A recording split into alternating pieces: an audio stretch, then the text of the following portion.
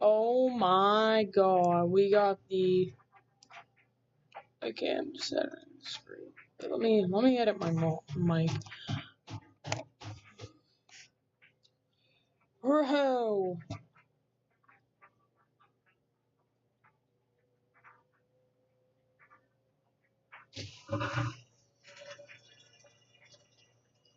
Alright, let me check their Twitter. No. Let me see, there's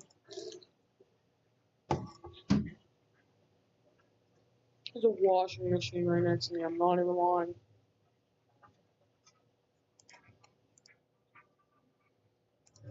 Wait, are they live on here? Oh, all systems are looking good.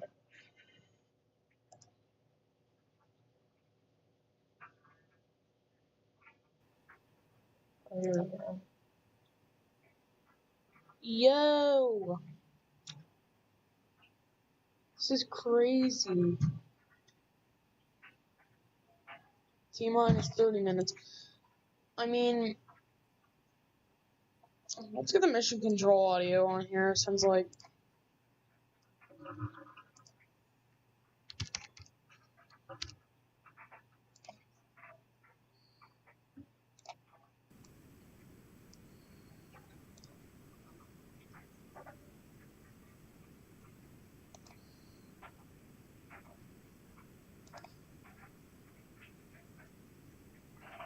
I'm just watching this launch because I'm bored. But we might watch random launches every now and then. I mean, like, informed launches like this.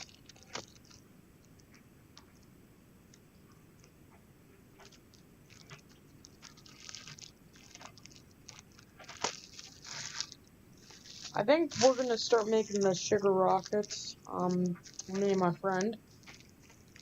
The sugar rocket project. Yeah, we're gonna get some PVC pipe soon and a bit more sun from river since we're testing out the fuel.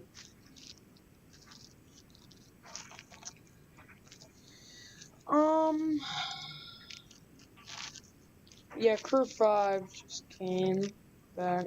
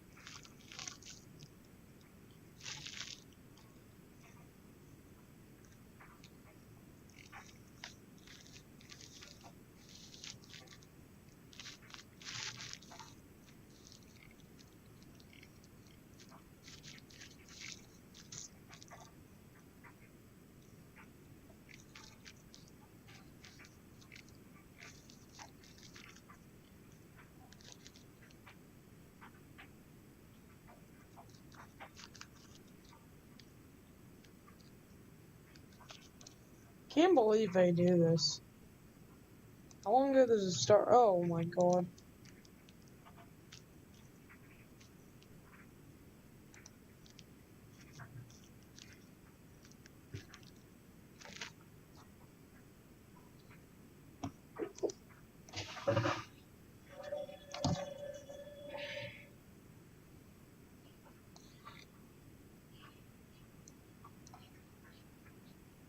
There's still no.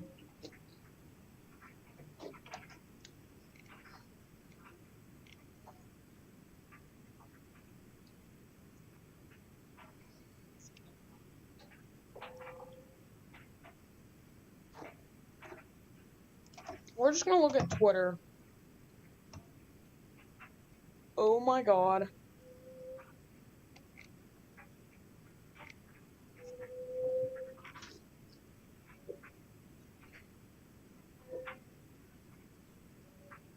Which means there are billions of planets. Okay.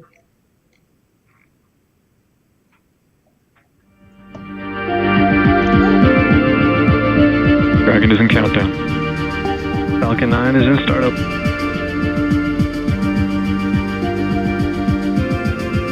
Dragon, SpaceX, go for launch.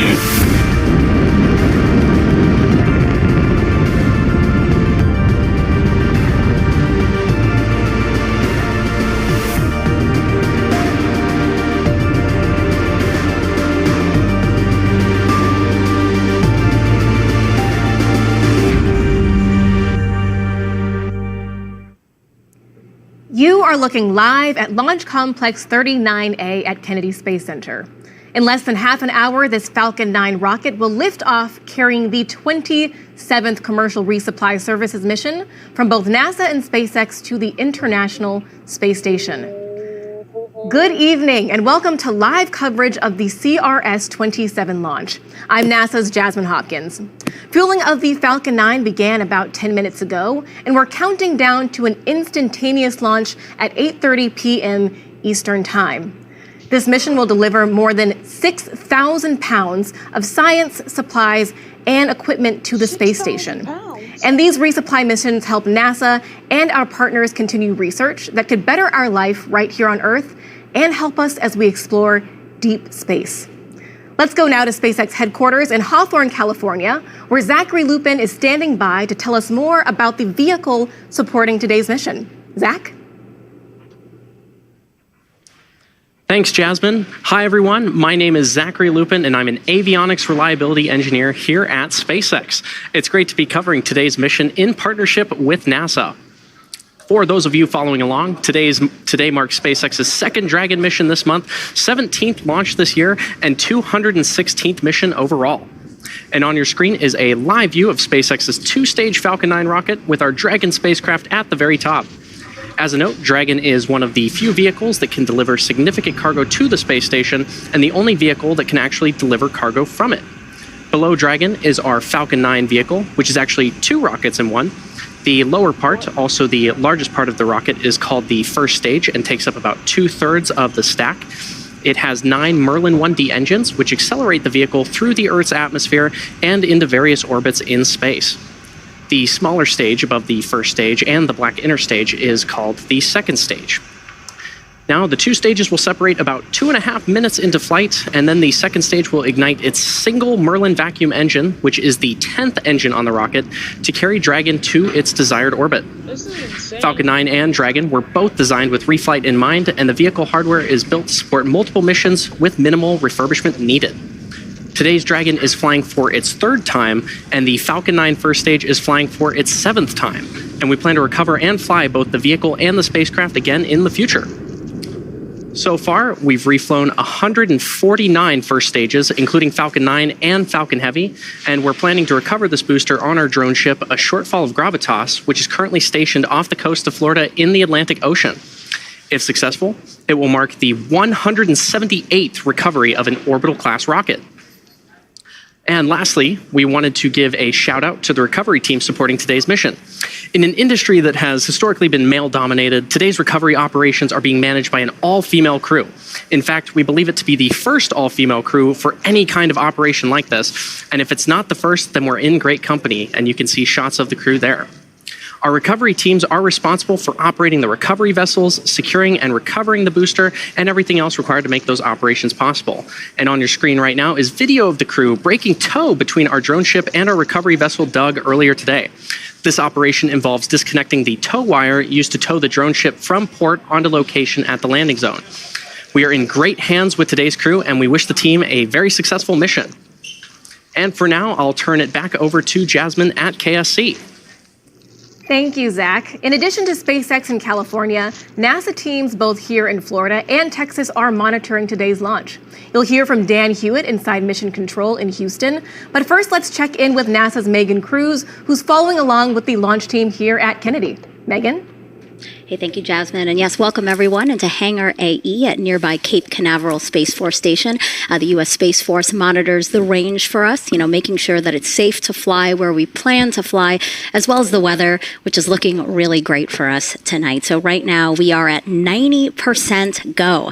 Launch Weather Officer Arlena Moses listing the thick cloud layer rule as just a small concern. Basically, she's monitoring some high clouds in the area that's coming in because of an upper level disturbance in the golf, but really she doesn't think it's really much to think about.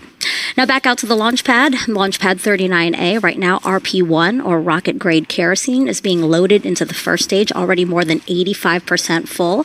Liquid oxygen is also going into the first stage, more than 50% already, and should begin on the second stage momentarily. Those white clouds you see that are billowing off, that's because SpaceX is venting off some of that liquid oxygen, and that happens when the liquid oxygen hits the humid Florida air. Now, our instantaneous launch opportunity tonight is at 8:30 and 42 seconds Eastern Time if we want to dock with the International Space Station Thursday morning. For more on that, let's head on over to Dan Hewitt inside Mission Control in Houston. Thursday morning. Hey, thank you so much, Megan, and everybody. Welcome inside at Mission Control Houston at NASA's Johnson Space Center. I'm NASA's Dan Hewitt. It's pretty quiet in the room right now. The Orbit 3 team is on console, led by Ace Flight Director Allison Bollinger. The crew is asleep on board the space station right now, and when they wake up tomorrow, we're hoping they've got a Dragon on their way towards the space station. It's going to be about 35 hours from launch until they dock on Thursday morning. They're going to be docking to the forward port on Node 2. That's the Harmony module on the station. That one was just vacated by the Crew 5 astronauts who left just a couple of days ago.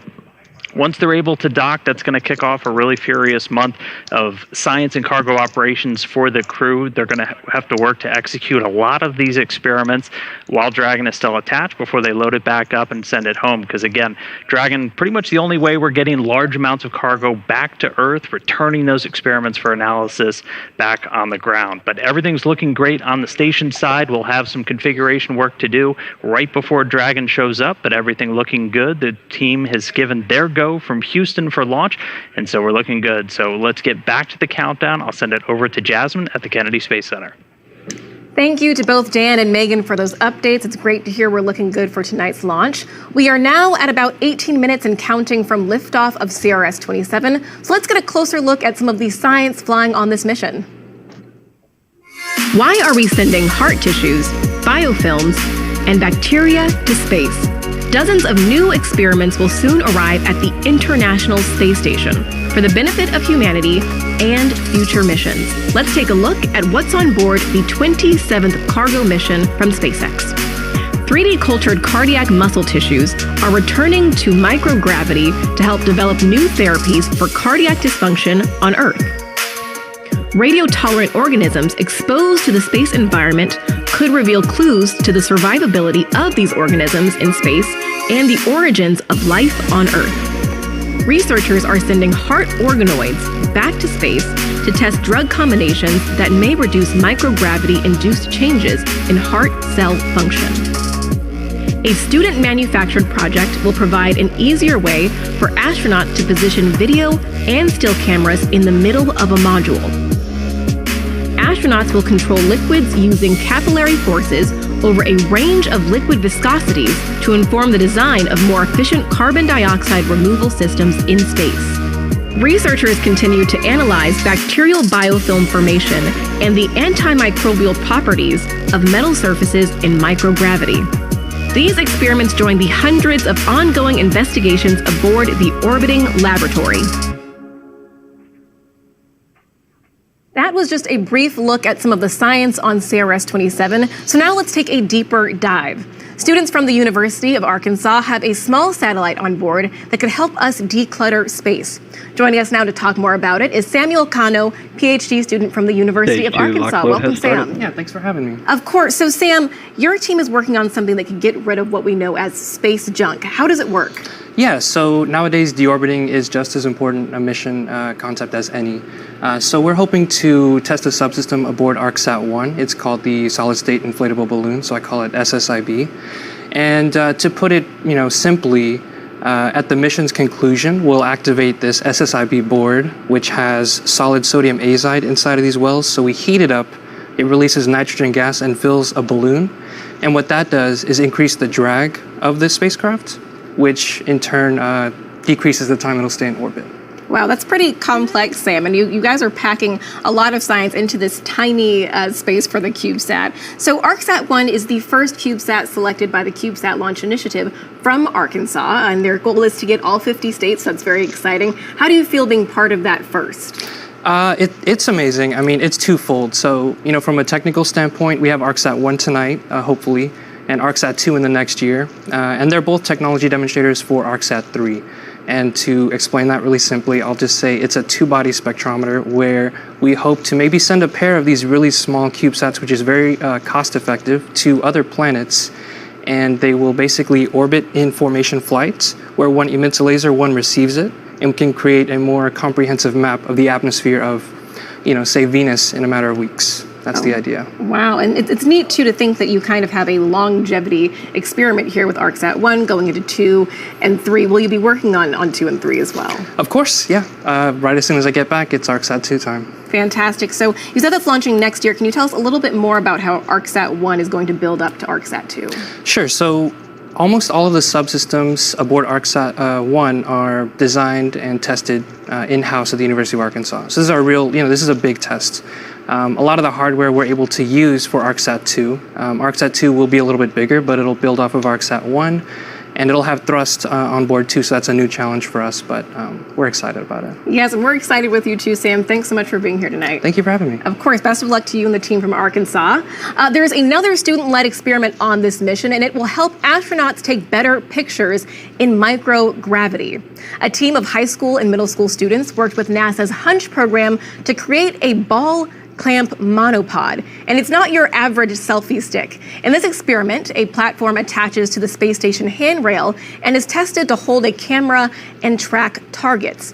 The temporary stable platform is expected to make capturing images much easier and faster. All right, now we are at about T-minus 13 minutes and counting from liftoff of the 27th Commercial Resupply Services mission from both NASA and SpaceX to the International Space Station. So let's bring back Zach now to tell us more about Dragon flight history and its impact on human spaceflight. Thanks, Jasmine. As I mentioned previously, the Dragon supporting today's mission will be embarking on its third flight and will be joining the Crew 6 spacecraft already docked at the International Space Station. And speaking of Crew 6 lifted off from the same launch pad just 12 days ago on March 2nd with NASA astronauts Stephen Bowen and Woody Hoberg, UAE astronaut Sultan Al-Nayati, and Roscosmos cosmonaut Andrei Fedyaev, arriving at the orbiting laboratory about 24 hours later. Upon arrival, they were greeted by the Crew 5 astronauts who have been living and working on station for almost 6 months.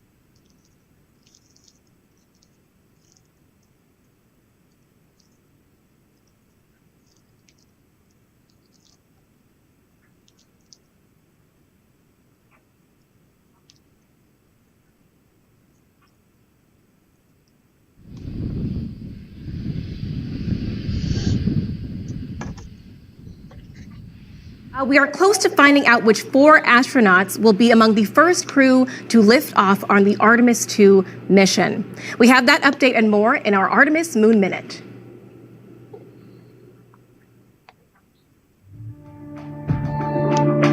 Right now, technicians at NASA's Michoud Assembly Facility are hard at work on our Space Launch System rocket for Artemis II. They've moved the engine section to the bottom of the 212-foot-tall core stage. And next, they'll add the RS-25 engines, which will help power our missions to the moon. On April 3rd, we'll find out which 4 astronauts will travel around the moon in the Orion spacecraft as part of Artemis II. Artemis II builds on the success of the uncrewed Artemis I flight test. We documented its journey in our Path to the Pad series, streaming right now on NASA's YouTube channel and on Hulu.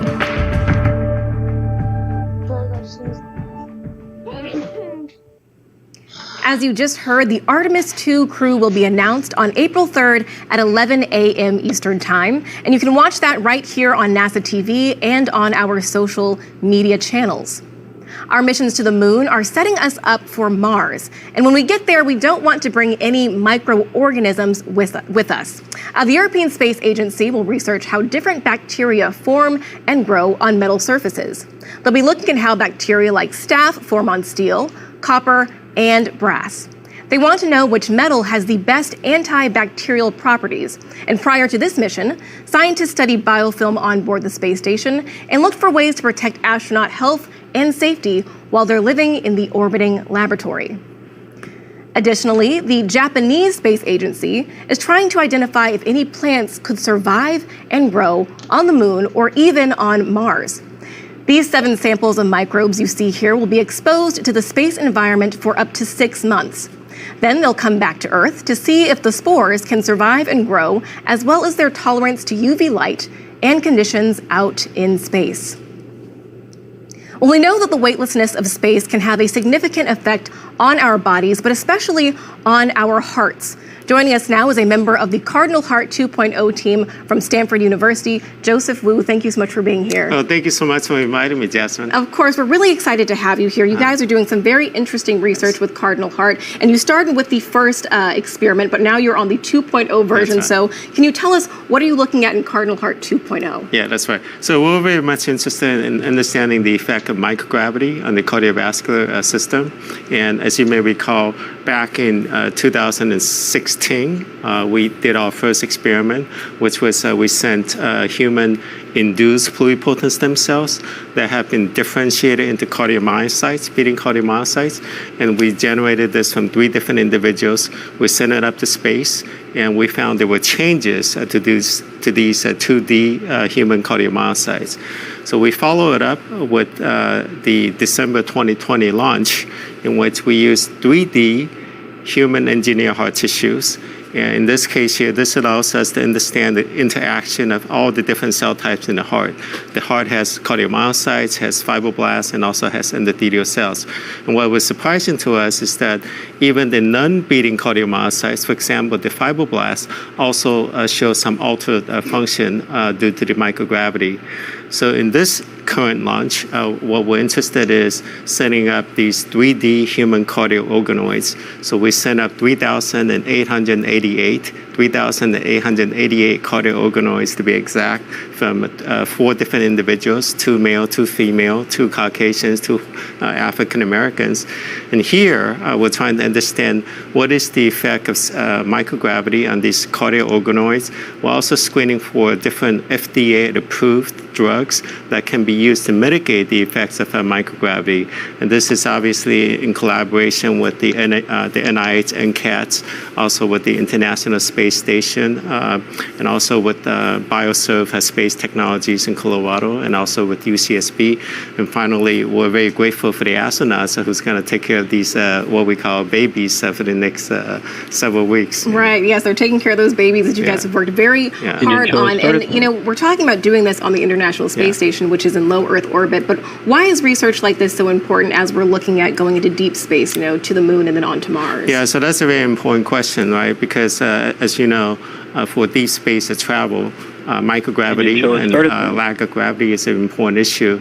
And you know, this is part of the reason why the astronauts, they need to be on stationary bikes when they're up in space. Also part of the reason why when they come back to Earth, you know, for the first 2 to 3 days, they have to adjust to the effect of gravity on our cardiovascular system. So what happens is, without gravity, your muscles, heart muscles, skeletal muscles, and also your blood vessels all atrophy.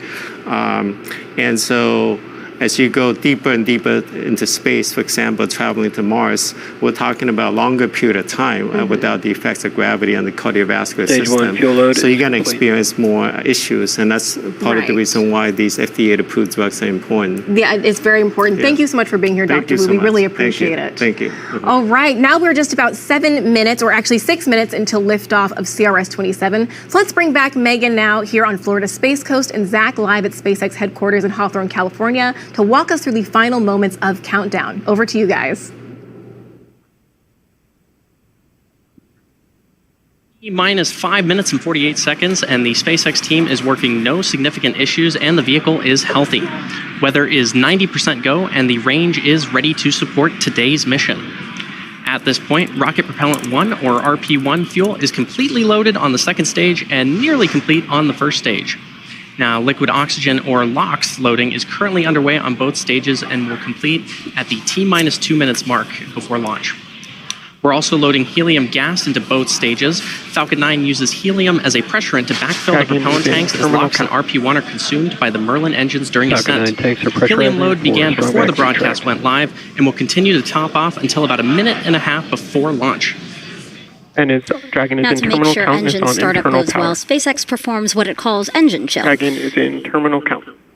Call out for Dragon being in Falcon terminal 9 count. tanks are pressurizing for strong back retract.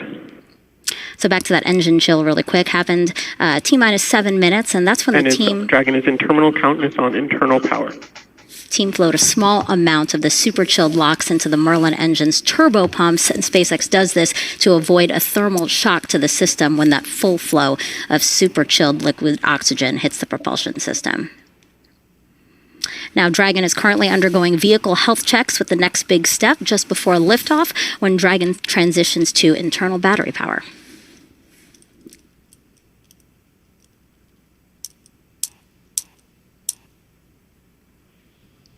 And in just about 10 seconds, we should see those clamp arms opening on the transporter erector. The transporter erector, or TE, is that large truss structure adjacent to our Falcon 9 vehicle. The TE is used for vehicle rollout and to route propellants and electrical power to the vehicle in preparation for launch. Once the clamp arms have fully opened, the TE will then retract away from the rocket in preparation for liftoff. In these last few minutes before T0, Falcon 9 is performing final health checks on its primary communications, avionics, and propulsion systems. And there's that call out for strong back retract. We may also hear call outs that engines are sufficiently chilled if we get a little closer to liftoff. And if you've seen in a couple of our shots here, you may have noticed the Falcon 9 booster supporting today's mission is covered with quite a bit of soot. And that's because it's no stranger to space travel, having previously supported the Amazonas Nexus mission, SES-22, iSpace's Hakuto R Mission 1, and 3 Starlink missions. And as I mentioned earlier, today's mission marks the 7th flight for this booster. Stage 1 LOX load is complete.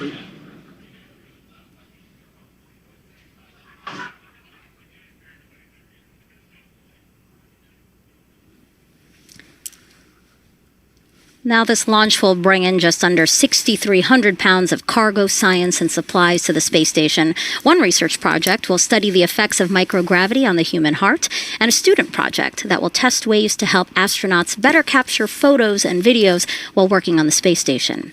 Dragon will be docked to the space station for about a month before returning home. And right around now, checkouts for the second stage thrust vector control actuators are underway. This is often referred to as an engine wiggle test. This is when SpaceX moves the thrust nozzles ever so slightly to make sure the guidance hardware is ready for flight. SpaceX will do the exact same checkouts on the first stage engines, but that happens just seconds before ignition.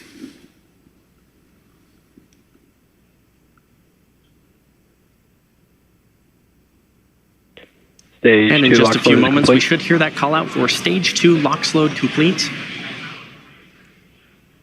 Dragon is in auto idle.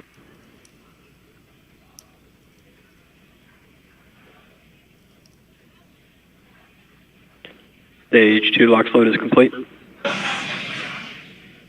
And there's that call out. And this will wrap up propellant loading for both stages of the Falcon 9.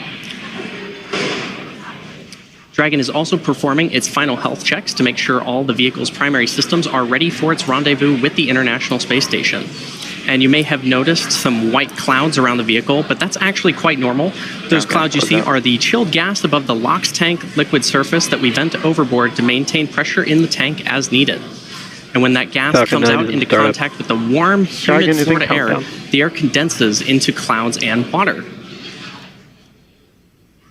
Now, in just about 5 seconds, Dragon transitions to internal power. Falcon 9 computers will enter startup mode, which is when the Falcon 9 flight computers... There you go. Dragon is in countdown. Is when the Falcon 9 flight computers take control of the countdown and will guide the rocket through the last seconds before liftoff. T-minus 30 seconds. Go for launch. All right, both stages are now pressurizing for launch. At launch, the International Space Station will be over the Indian Ocean, south of India, at an altitude of 261 statute miles. 15 seconds. T-minus 30 seconds. T-minus 10, 9, Counting down for 8, NASA and SpaceX's 7, 27th 6, commercial resupply 5, mission. 4, 3, 2, 1. Engines full power. 15 seconds. And liftoff of CRS-27. Go Falcon, go Dragon. T-minus 10, 9, 8, 7, Pitching down range. 6, 5, 4, 3, 2, 1. Engines full power. And liftoff of CRS-27. Go Falcon, go Dragon. Falcon 9 soars off the launch pad. Dragon now on its way to the International Space Station with important new science experiments and crew supplies. Stage 1 chamber pressure is nominal.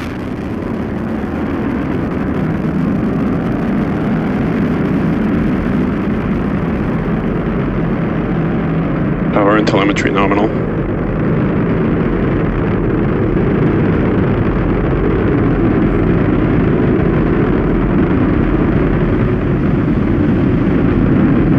Plus 40 seconds, Falcon 9 has successfully lifted off from historic launch complex 39A in Florida. We're now coming up on our max Q in about 20 seconds or so, which is the point of maximum aerodynamic pressure the vehicle will go through during its flight. Sonic.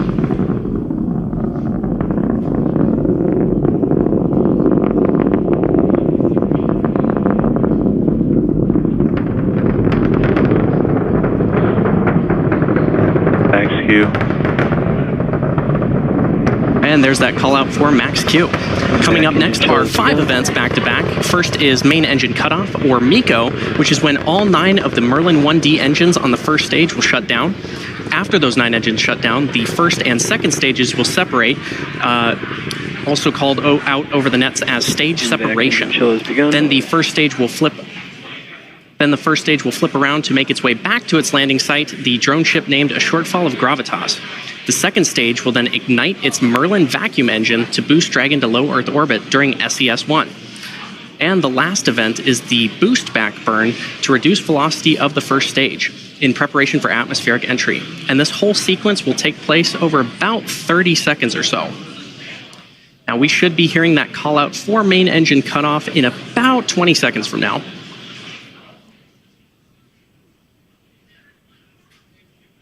Wonderful tracking shot of our rocket. Nico. Stage separation confirmed.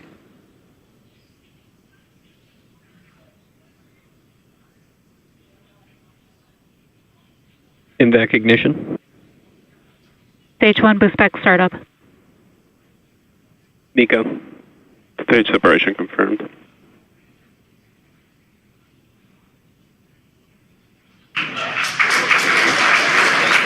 MVAC ignition. Stage 1 boost back startup. And there's all of those callouts for those milestones. So we had MECO, stage separation, a stage 1 flip, second engine start 1, and the start of the partial boost back burn. While a boost back burn is normally performed in order to return the first stage to one of our landing zones, here we are just performing a partial boost back. This shortened burn, possible due to payload weight, will allow us to recover the Falcon 9 booster much closer to the coast and shorten the drone ship's journey back to shore by about 1.5 to 2 days. Stage 1 boost back shutdown. And there's confirmation of boost back shutdown. If you're just tuning in, you're watching a live webcast for the 27th commercial resupply mission to the International Space Station for NASA. This is SpaceX's 17th mission for 2023 and the second Dragon flight to the International Space Station this year. We lifted off from Kennedy